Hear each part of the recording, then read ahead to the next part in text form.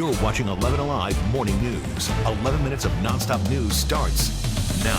Thanks for staying with 11 Alive Morning News. It is Wednesday, November 8th. Your time now, 6:48. For the next 11 minutes, only on 11 Alive, we'll have nonstop coverage on everything you need to know to plan your day. Right now, police are investigating two people shot and left for dead in a driveway in Gwinnett County. We are live with new details coming in while you were sleeping. Plus, I'm Christy Diaz in the newsroom. I will have an election recap, including some surprises of the night and which races are headed to a runoff. We have another warm day on tap as temperatures will be back into the 80s, but it won't last long as we head toward the weekend. Details coming up. A developing story right now out of Gwinnett County. A man and woman found shot in a driveway. police say that officers heard the gunshots when they got to the house in Lawrenceville. Ariana Manise is following the latest in this investigation. Good morning, Ariana. Good morning, Cheryl and Aisha. We're live a few homes down from where we learned from police. Two victims, they were shot in the head. They were taken to the hospital with life-threatening injuries. Now, police, they were here all night processing this scene. They tell us that this started as a domestic dispute. They were called to a home on Day Spring Trace just before 10:30 p.m. last night. They tell us that as two police officers approached the home, they heard gunshots, and that's when they saw a man driving away from the scene, and they found a man and a woman shot in the head lying in the driveway. The woman in her 40s and the man in his 20s, they were taken to the hospital, and we're learning the victims lived at the home. Police say they're working to determine the relationship to the shooter and the victims, but they are telling us they do believe the possible suspect knew the two victims. They also, when we last spoke to police, they were working to get a search warrant.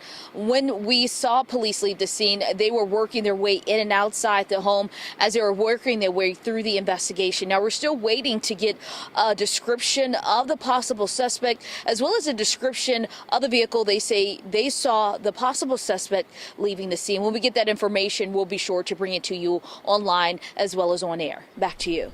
Ariana, thank you. Happening right now, we are getting a look at your results following Election Day. Christy Diaz is here this morning to break down some of those key races. Good morning. Good morning, Aisha. Let's talk first about one of the surprises of the night in one of the Atlanta school board races. District 3, take a look at this. This is between incumbent Michelle Olympiadis and Ken Zeff. Voters were loud and clear on this one. They voted out the incumbent. Ken Zeff won with 64% of the vote here.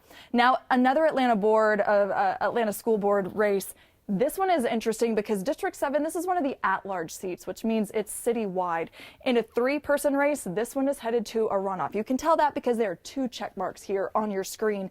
This one a little bit closer, 49% of the vote for Tamara Jones, who's the incumbent. She was appointed to the seat at the beginning of the year to fill Jason Estevez's seat. She will be headed to a runoff with Alfred Brooks, who has 46%. Since no one got a simple majority, voters will be back on December 5th to make a final decision. Let's talk about some of the mayor races now. 17 cities voted for mayor yesterday, but the one in Brookhaven, still undecided. Again, no one got a simple majority, which is 50% of the vote plus one. So this one is headed to a runoff. The current mayor in Brookhaven hit his term limit. So no matter what happens, there will be new leadership. Because, again, see those two check marks here? That means John Park and Lauren Kiefer will keep battling for this seat for the next 4 weeks. The other surprise of the night out of Villa Rica. Take a look at this. The incumbent Gil McDougall is trailing in a four-person race. Leslie McPherson right now ahead with 45% of the vote. That means they will also be headed to a runoff. But the other thing of note here, look at these numbers. These are the vote totals.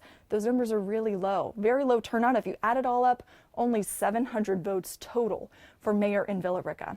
Now, all of these races that are headed to a runoff, that happens in 4 weeks. The runoff is December 5th. Guys, back to you. Christy, thanks a lot. That was a look at some of your Wednesday morning headlines. Another big headline we are looking forward to. Gorgeous temperatures today, Chesley. Yeah, if you got fall gardening to do, today would be a nice day to get out there and do it. You'll do it in short sleeves, of course, as temperatures will be warming up into the 80s. We're starting off with temperatures in the 40s. For the most part, got a couple 50s sprinkled in here. 55 in Gainesville. You got 57 degrees, the warm spot in Atlanta this morning. 49 degrees over toward Roswell and Duluth. 47 in Carrollton. 46 up towards Georges, Rome, and Dalton. A couple 30s up to the far north where you would expect them to be, right? So there you go. Look at that. Leaves, picking them up, short sleeves. You can do that. A light jacket maybe this morning. For the most part, you'll just wear short sleeves this afternoon. 81 degrees will be your afternoon high temperature. west breeze at about 6 miles per hour this afternoon. Record high for today, set back in 1986, was 83. We'll get close. Tomorrow, even closer. 80 would be the record high. We're looking at a temperature of 79 degrees, and so we could certainly tie that or even break it tomorrow. Really depends on how much sunshine we receive as a few more clouds will work into our forecast area.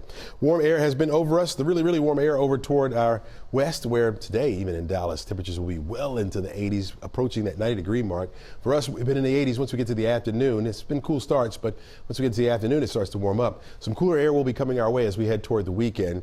The cold air stays up here to the north, but that cooler air will start to slide a little bit further down to the south, and so we'll cool it off just a little bit. Keep in mind, we should be in the upper 60s this time of year. We'll get down to the low 60s, even some 50s over the upcoming weekend, so a big-time change coming our way. Here it is, our forecast track. Well, actually, this is the satellite radar composite, and it shows nothing much going on over us. I do think a few high, thin clouds will roll in by the afternoon thanks to the daytime heating. High pressure down here to the south, bringing in that southwesterly flow, and as it continues to slide over toward the east, we'll be back in the southerly flow, similar to what you're seeing over toward places like Jackson and Memphis and over toward Dallas. And we've been locked in with that high pressure as well the last couple of days, so we've been enjoying some bonus days. That will continue tomorrow, except for a few extra clouds rolling in, and then here comes the rain. Now, we'll have mostly cloudy skies on Friday. I think it won't come, the rain itself won't come in until we get to the afternoon. 30% chance again on Saturday and Sunday, up to a 40% chance. That may fluctuate over the next couple of days as the models have been going back and forth on it. So we'll fine tune it for you and update you. But look at these temperatures. 60 on Saturday, Sunday only 58 for the high, mostly cloudy skies, 40% chance of rain, and we'll hold on to the cool air as we slide into next week. Good morning, Jerry. Good morning. We've got a bad news, good news situation on I-285. Let's start you with the bad news. There's another look at our tractor trailer that has jackknifed on I-285 westbound into DeKalb County between I-20 and Columbia Drive. It is causing major backups on I-285, and now it's starting to impact traffic on I-20. Folks trying to transition onto I-285. So I-285, a mess in DeKalb County. Consider the downtown connector as an alternate around it. Here's our good news.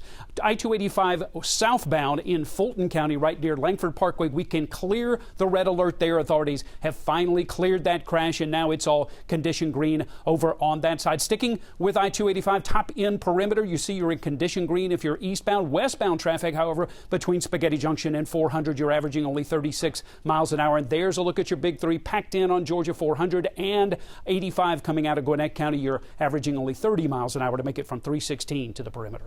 Thanks, Jerry. Time now is 6:56. All eyes on Miami this morning. That's where Republican presidential candidates are gathering in just a few hours on the debate stage. And we're going to notice tonight the candidate pool is getting smaller. Our Bree Jackson in Miami this morning. Bree, the stakes are getting really high. Just 5 Republicans will take part in tonight's debate, and they'll try to distinguish themselves. This is really going to be a make or break moment for them as they try to distinguish themselves as an alternative to the frontrunner, former President Trump. Former New Jersey Governor Chris Christie, Florida Governor Ron DeSantis, former UN Ambassador Nikki Haley, businessman Vivek Ramaswamy, and Senator Tim Scott all qualify for tonight's debate.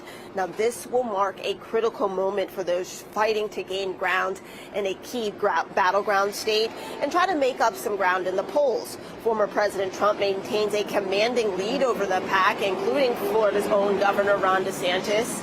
A strong performance tonight could help these candidates gain momentum moving forward. The wars in Israel and Ukraine, the economy, and other hot-button issues are expected to come up.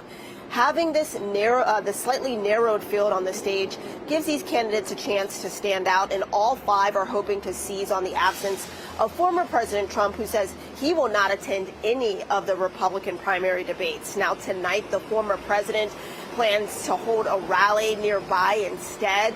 Now, one thing to keep an eye out on tonight is if the 5 candidates that are taking the debate stage decide to directly attack the former president, or will they keep the focus on going after each other instead? Cheryl?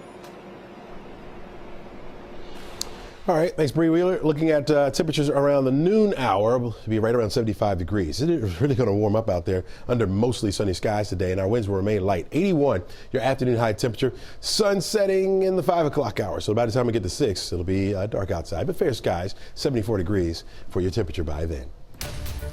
We have gone from bad to worse with our major traffic red alert in DeKalb County. I-20 westbound between I-285 westbound between I-20 and Columbia Drive. You see there a jackknife tractor trailer truck now blocking 3 left lanes. Avoid it. Use the downtown connector to get around it. All right, more updates at 7:26. All right, we'll see you back here tomorrow.